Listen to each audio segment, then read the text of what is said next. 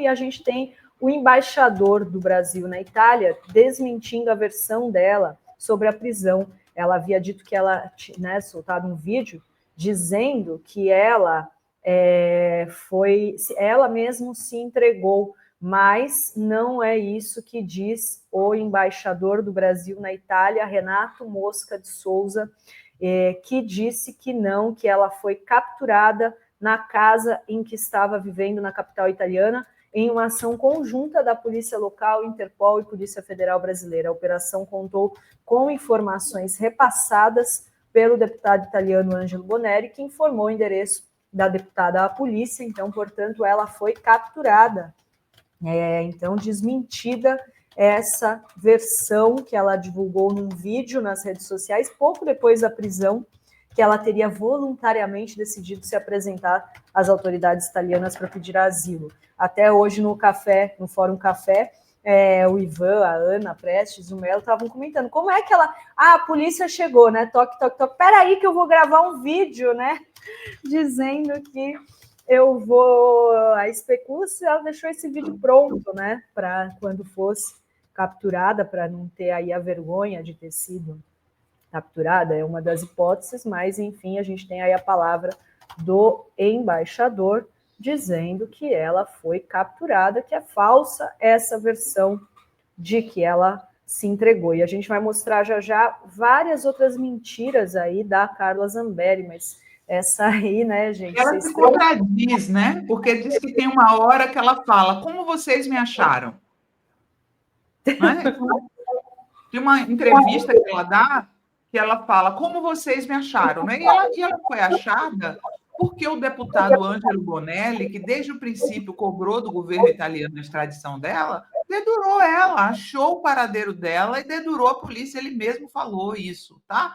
Então, assim, não tem nada. O bolsonarista, se ele não mente, ele passa mal, né? De síndrome de abstinência de mentira. Os caras estão viciados de mentira. Então, a Zambelli precisava criar uma história de que tinha se entregado, está ali criando essa história. Agora, a verdade é que ela foi capturada, né? O deputado indicou onde ela estava, descobriu onde ela estava, indicou para a polícia, e na hora que ela é capturada, ela mesma diz: como vocês me acharam?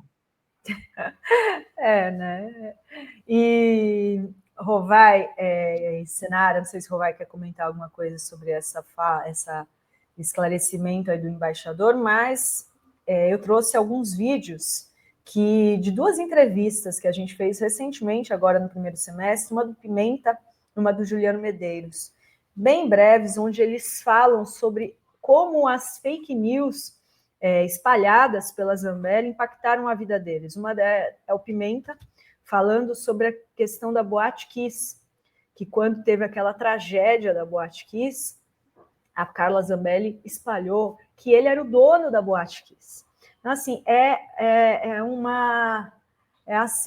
mitomania. Ela falava que a Dilma era dona da Havan? Eu separei então, esses três também, para a gente fazer até aqui um corte. Quem é a Carla Zambelli, como ela chegou a ser eleita deputada com quase 1 milhão de votos em São Paulo. Super bem votada. Usando a estratégia da mentira. Só mentira. Olha só o que disse o Pimenta para a gente. Sendo da Boate Kiss, quando eu estava no velório, domingo de noite, na minha cidade, eu comecei a ser informado que tinha fotos minhas dizendo Paulo Pimenta, o verdadeiro dono da Boate Kiss, novo caso Santo André. E aí, cara, isso aí bateu um pânico. Vocês imaginem, na minha cidade, 242 jovens mortos, eu conhecia muitos familiares, amigos. Eu dentro do ginásio onde ocorria o velório, sem nunca ter entrado nessa boate, sem conhecer os donos da boate, ser acusado de que eu era o culpado pelo incêndio. E aí nós fomos rastrear e tinha 2 sites nacionais difundindo isso. Um era o tal de Revoltados Online, que era aquele Marcelo Reis, e o outro era da esposa dele na época, que era Carla Zambelli. Coordenava um site chamado Nas Ruas. Olha quem eram as duas coordenadoras do Nas Ruas, Carla Zambelli e Bia Kicis. Então eu conhecia essas figuras assim. Eu conhecia essas figuras divulgando que eu era o dono da Boate Kiss. Então essa gente é do mal, sempre foi, sem limite. Podia ter me destruído se eu não tivesse capacidade de disputa, de reação. E eu fiz, e elas foram, né, ao limite, inclusive denunciei, processei, de todas as maneiras, certo? Essa é a Carla Zambelli. O bolsonarismo, ele produziu e permitiu que essa gente tenha saído do esgoto para alcançar os espaços que alcançou na esfera da política nacional, na esfera da política brasileira. Agora, eu fui o primeiro a pedir tornozeleira eletrônica para o Bolsonaro, porque eu sempre imaginei que, covarde como eles são, a estratégia deles vai ser a estratégia de fugir. O Eduardo fugiu, ela fugiu, outros vão fugir. E se nós não botar uma tornozeleira eletrônica no Bolsonaro, meio logo... Foi o que aconteceu, né? Bolsonaro de tornozeleira eletrônica, e com vários indícios de que ele ia seguir aí, ia fugir também, né? Rovai e Sinara. Rovai. Eu lembro muito bem dessa história do Pimenta. A gente morava ainda em São Paulo. Eu acordei um dia de manhã, se não me engano, um domingo pela manhã, com a notícia da tragédia da Boate Kiss. Escrevi um texto na hora, muito rapidamente, mostrando que a ganância, né, e essa visão capitalista absolutamente atávica é que estavam por trás daquela morte daqueles jovens, porque ali foi o que aconteceu, né? Uma casa de shows que não tinha, que tinha as saídas de emergência que não foram abertas, porque o cara queria que as pessoas pagassem a comanda no meio do incêndio. Então foi um assassinato daqueles jovens. E eu escrevi depois, um dos pais me procurou, sou amigo dele até hoje, né? E eu lembro muito bem disso, do Pimenta sendo considerado o dono da boate. Fiquei assustado, procurei o Pimenta na época, ele desmentiu, obviamente, né? Porque nunca tinha entrado lá, e a gente fez matérias na época, apoiando o Pimenta nessa luta contra a desinformação. Eram os primórdios das fake news que depois virariam uma madeira de piroca e por aí adiante. E esse Marcelo do Revoltados Online, eu nem lembrava, ele também foi marido da Zambelli. Rapaz, então, tem uma será fila. Que a Joyce tem mais... Ela era, segundo o Pimenta, esposa dele. Era um canalha, depois ele se arrepende, ele sai disso daí, não sei o que ele está fazendo da vida, mas ele criou esse Revoltados Online, que era um site que começou, se iniciou esse modelo de fake news digital, né, para a massa. E esse, depois, o Nas Ruas, que era da Zambelli e da Biaquice, segundo o Paulo Pimenta, acaba também ganhando algum protagonismo, esse movimento. Aí surge o MBL, aí o negócio ganha dimensões que vocês conhecem. Bolsonaro vem na esteira desses movimentos. O bolsonarismo, ele se constrói digitalmente, eu sempre falo isso. Ele não é um movimento organizado a partir das bases físicas. Ele ganha as igrejas depois, quando o Alckmin, que recebeu o apoio do movimento evangélico no primeiro momento, né? Inclusive o pastor, a Record, o bispo Macedo, fecham aliança com o Alckmin na eleição de 2018, mas o Alckmin desidrata, e aí as igrejas evangélicas ali um mês, 2 meses antes do primeiro turno, vão todas para o Bolsonaro e lhe dão essa estrutura física de campanha. Mas como o Bolsonaro escolheu seus candidatos? Ele pegava pessoas que tinham muitos seguidores, mandava procurar essa pessoa e propunha uma candidatura para ela. Foi assim que ele elegeu muitos deputados naquela eleição. Eles pegavam influencers e lançavam influencers candidatos, além de militares e tal. Mas influencers. Alexandre Frota se elege assim, Jossi Halsemann se elege assim. Eram influencers. Eu lembro que tinha um deputado que até depois denuncia o Bolsonaro no escândalo das vacinas, que ele era influencer e ele morava Ele morava nos Estados Unidos, em Miami. Ele sai candidato, fazendo campanha de lá. Ele sai candidato a deputado em Brasília, terra de Sinara Menezes, e se elege. Eu me esqueci o nome dele agora, mas ele, no escândalo das vacinas, ele e o irmão dele, Luiz alguma coisa, se não me engano, denunciou o Bolsonaro. Tinha um candidato em Cuiabá que era um dono de um carrinho de cachorro-quente, uma coisa... Luiz Cláudio Fernandes Miranda. Luiz Miranda, isso aí. Luiz Miranda. Esse cara, o Bolsonaro descobre que era um influencer e tal, lança candidato, o cara se elege.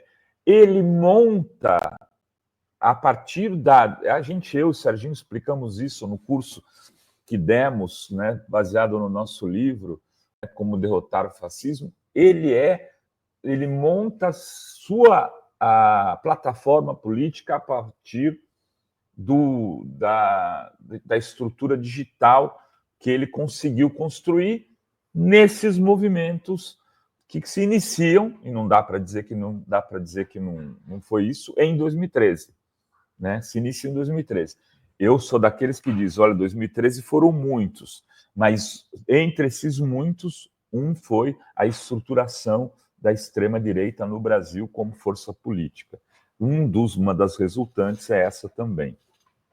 É isso aí, Vai. Tem mais 2 vídeos aqui, rapidinhos, do Juliano, e esse que da Avan, para mostrar, para completar aí quem é a Zambelli. Olha só.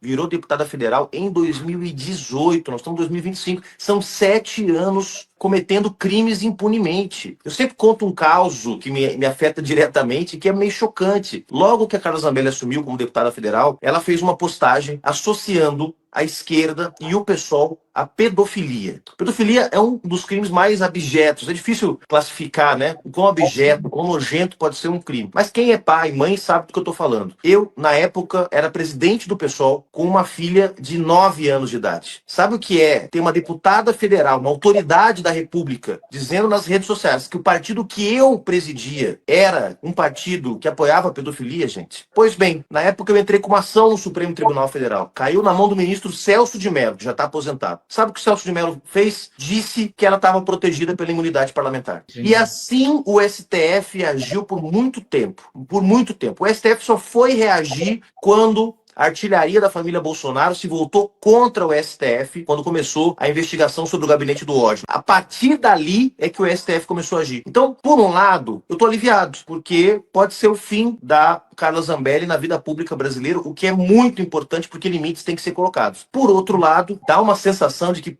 ficou 7 anos promovendo esse tipo de bandalheira e nada foi feito, sendo que havia uma ação no primeiro ano de mandato, questionando a associação que ela fez entre um partido político com um registro legal, com deputados federais e a pedofilia, e nada foi feito. Então, por um lado, que bom que aconteceu, mas por outro lado, dá uma certa indignação. Como demora? Porque, bem, o Alexandre Silveira foi preso, um sujeito do baixíssimo clero, o Roberto Jefferson, que já estava sem mandato parlamentar, mas por que a Carla Zambelli só agora? Né? Por que os deputados que estão fazendo as barbaridades que estão fazendo na Câmara, nós temos que esperar a boa vontade do Hugo Mota para que algo seja feito quando um sujeito faz as barbaridades?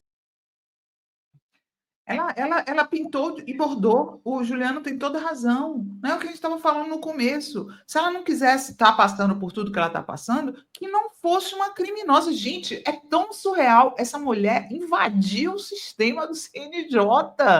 Sabe? Ela realmente contava com a impunidade, não tinha limite. Teve aquele outro episódio também, né, Dri Rovai, que ela xingou um colega dentro da comissão, lembram?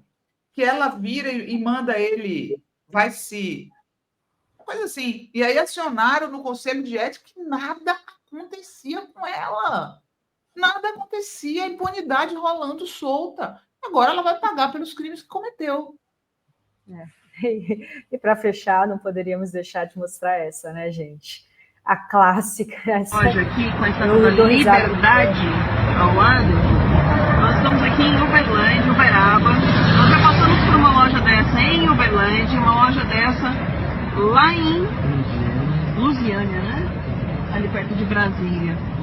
Essa loja é da filha da Dilma, a Paulinha. que é, assim, eu fico impressionada como é que os filhos de presidentes no Brasil ficam milionários e se tornam, assim, grandes empreendedores, né? E o mais interessante disso tudo é chamar a Van, a loja, né, como uma estátua da liberdade do lado. Quer dizer, quer chamar a gente de idiota, né? Estátua da liberdade com aí um símbolo que lembra Cuba. Que lembra os Estados Unidos. E que lembra os Estados Unidos de um lado, né? Então, assim, é fora do normal, né? Já já eles vão tirar os estátuas. Vamos tirar os estátuas. Essa é a desinteligência humana, né? Gente. Tá Não, que pariu. Não, e A a Van. Essa é uma das grandes era de pérolas. um cara que é super bolsonarista, né, Rovai? Ela nem sabia na época, né? Na época. ele Ou não ela era- sabia e fez de propósito, né? É, Não- Exatamente. E a relação dela de Havan com Havana, que é a coisa mais sensacional, né, velho? Havan com Havana. Ai, meu E Deus. depois, e você já viu ela pedindo desculpa por isso? Não. Você já viu ela se retratando, falando Dilma? E ela fala o nome da filha da Dilma, Paula. Paulinha. Tal.